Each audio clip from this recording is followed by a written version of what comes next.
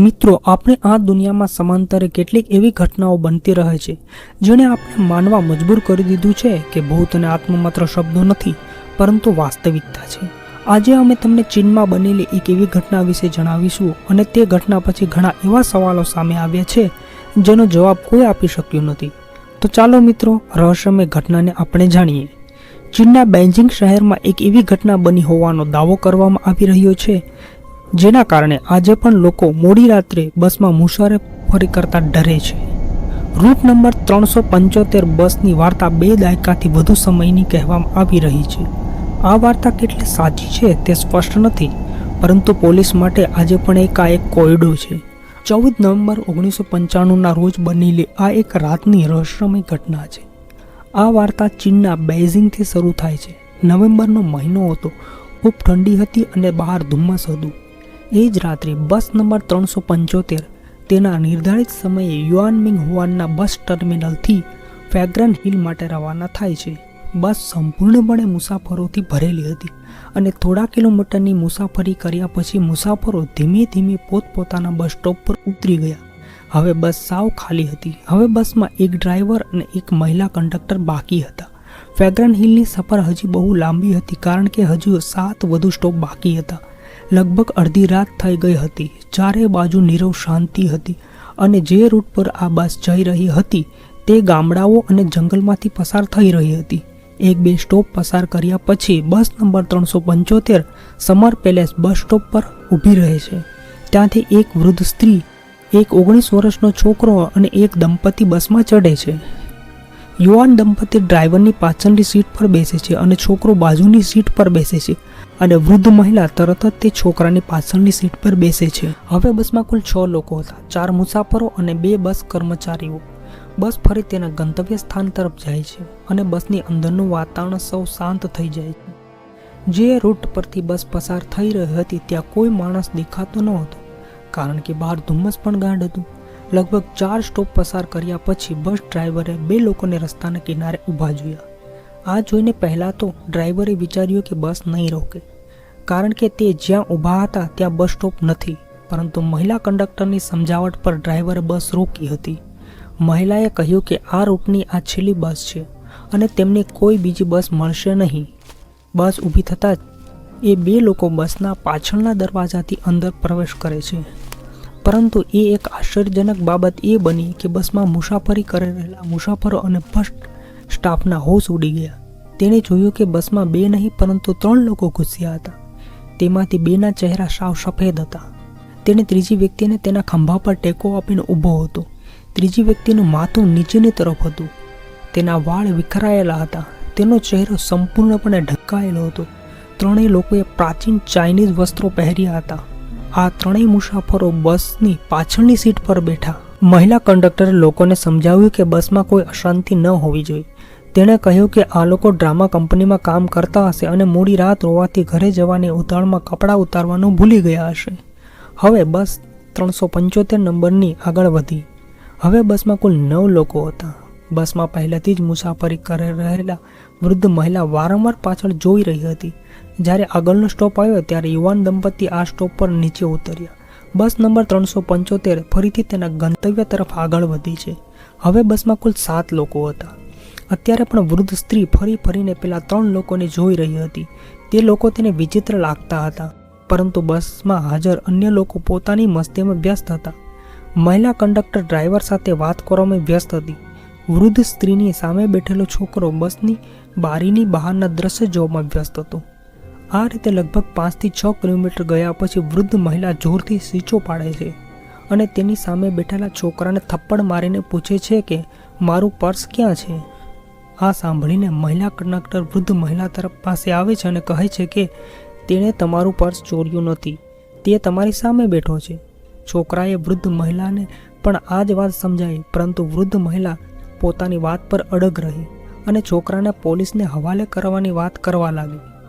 Driver અને lady conductor વૃદ્ધ મહિલાને ઘણું સમજાવ્યો, પણ તે ન સમજી અને ડ્રાઈવરે આગળના સ્ટોપ પર બસ ઊભી રાખવા કહ્યું.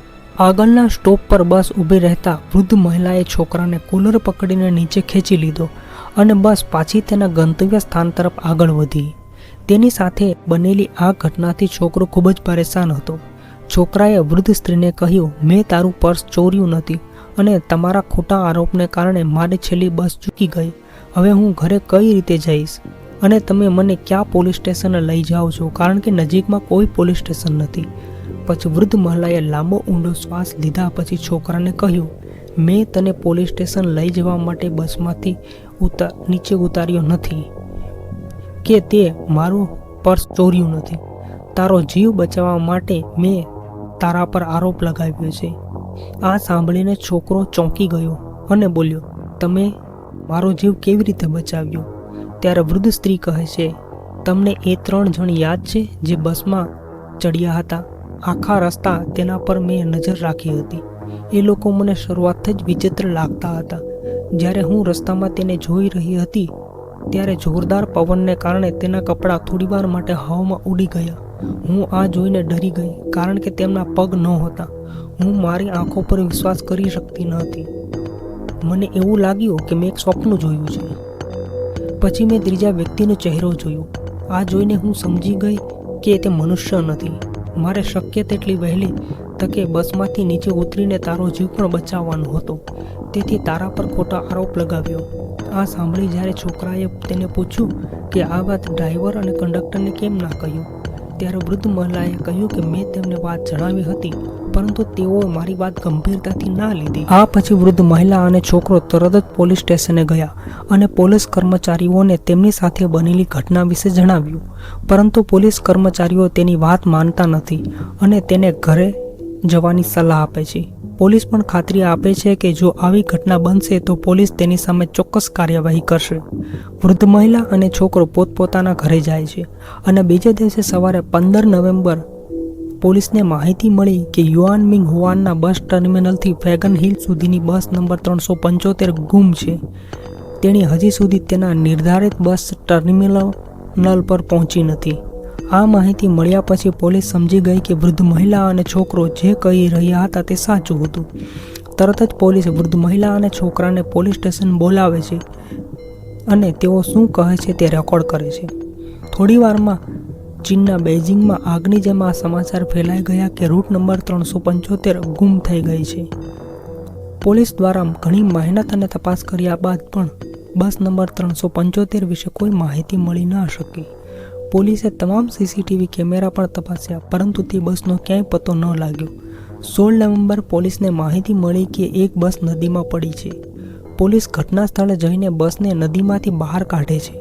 પોલીસ આ જોઈને ચોંકી ગઈ કારણ કે તે બસ નદીમાં જે પડી હતી તે બસ નંબર 375 હતી.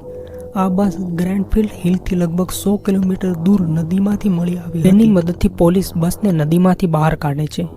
બસની અંદર કુલ 2 મૃતદેહો હતા, જેમાં એક ડ્રાઈવર અને એક મહિલા કંડક્ટરનો સમાવેશ થાય છે.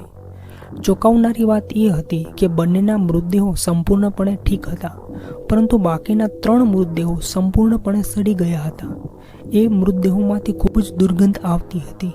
હજી ઘણી ચોંકાવનારી બાબતો એ હતી કે ડેપોનો સંપર્ક કરતા જણાવ્યું કે બસમાં 100 કિલોમીટર દૂર જઈ શકે તેટલું તેમાં ઈંધણ પણ ન હતું, તો બસ આટલી દૂર સુધી કઈ રીતે પહોંચી? પોલીસ કર્મચારીઓએ બસની ઈંધણની ટાંકી ખોલીને જોયું તો ઈંધણની ટાંકી તાજા લોહીથી ભરેલી હતી. આ જોઈ પોલીસ આશ્ચર્યચકિત થઈ ગઈ. આવી ઘટના પહેલી વખત તેમણે જોઈ હતી. તે બસ રૂટ પર લગાવેલા એક પણ સીસીટીવી કેમેરામાં કેદ થઈ ન હતી. આ ઘટના 1995ની સૌથી મોટી ઘટના હતી અને આ ઘટનાને ગ્લોબલ ટાઈમ્સ અખબારે પોતાની ચેનલ પર બતાવી હતી. લોકો વૃદ્ધ મહિલા અને છોકરાને નસીબદાર માનવા લાગ્યા, પરંતુ પ્રશ્ન હજુ પણ એ જ હતો કે 3 લોકો કોણ હતા?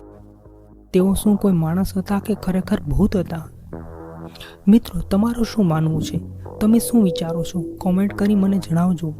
મિત્રો, હું આ ચેનલ પર અવનવી આવી ઘટનાઓ લાવતો રહીશ. આ કહાની તમને ગમી હોય તો ચેનલને સબસ્ક્રાઇબ, શેર અને લાઇક કરવાનું ના ભૂલતા. અને હું તમારી સામે એક પ્રશ્ન રાખું છું કે પેલી વૃદ્ધ મહિલાની વાત કંડક્ટર અને ડ્રાઈવરે ગંભીરતાથી લીધી હોત તો શું બસમાં કંડક્ટર અને ડ્રાઈવર બચી જાત? તમારો જવાબ મને કોમેન્ટમાં જણાવજો. ફરી મળીશું આગળના વિડીયોમાં. જય